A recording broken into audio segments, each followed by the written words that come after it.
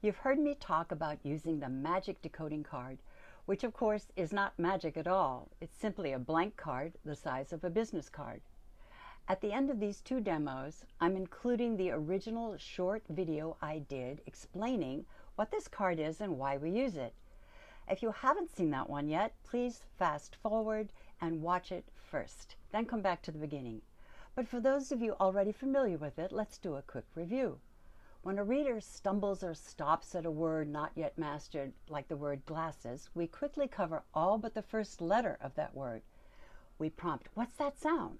When that's sounded out, if the word still isn't clear, we reveal the next letter and prompt again until the learner decodes the word. Of course, this is a word that you have already been fast flashing to them, so the learner is familiar with it. Now let's watch two demos of teachers using the card. In the first one, I'm teaching a learner who isn't reading yet. Rabbit. Okay, watch this. Rabbit. Yep, that's where the rabbit goes. All right, now we have a bird. Where's that bird gonna go? Ba. That. Yes, very good. Okay. Now let's watch Lynette help her student decode using the card. Lynette is one of my certified teachers of the Whole Child Reading Program, so her student Joey is very used to the card and anticipates how it will help her to decode.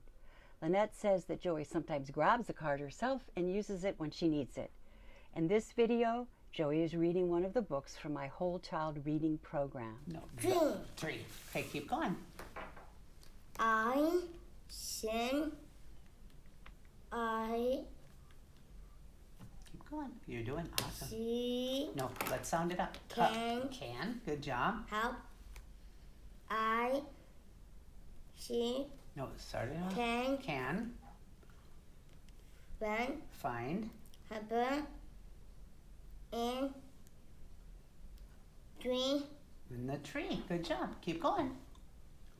You are reading so awesome today. Tree. Right here. I see. No. Can.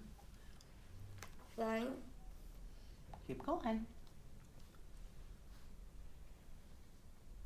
Right here, Joy. You're right here. Harbor. 1, 2, 3. Now, for those of you who haven't seen the original video explaining the card, let's look at the why of this magic decoding card. Here's the full explanation. A new student came in for his first session with me.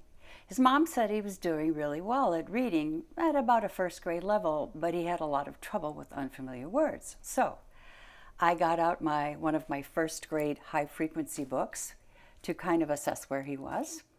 And he's reading along, and he came to an unfamiliar word, and he just stopped. He just went silent, and he's staring at the word. So I got out a blank business card, and I covered all but the first sound. And I said, "What's that sound?" And he gave it to me. I pulled the card away to show the first syllable, and he got it. Then I pulled the card away to show the rest of the word, and he effortlessly read it without any more prompting from me. The boy's mom was sitting directly behind him in my small office, so she couldn't see what we were doing. So when he had finished reading, she said, "What was that?" She said, "He didn't know a word, and you put this card down, and he reads the word? What is that, a magic card? Whoa!" So ever since then, I've referred to this very simple tool as the magic decoding card. It's just a simple card, the size of a business card, magic decoding card.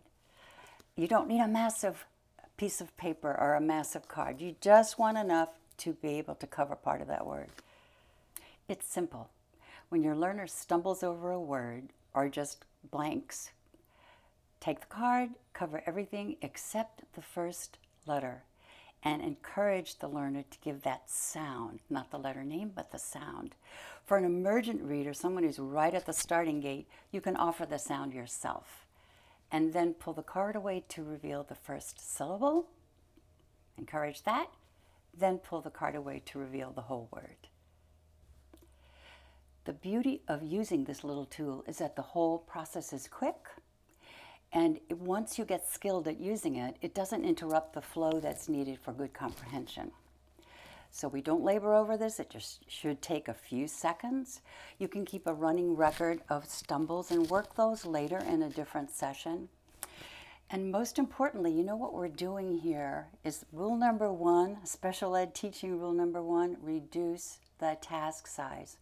When a child looks at a big word that they don't know and they don't know how to decode it, we break the task down.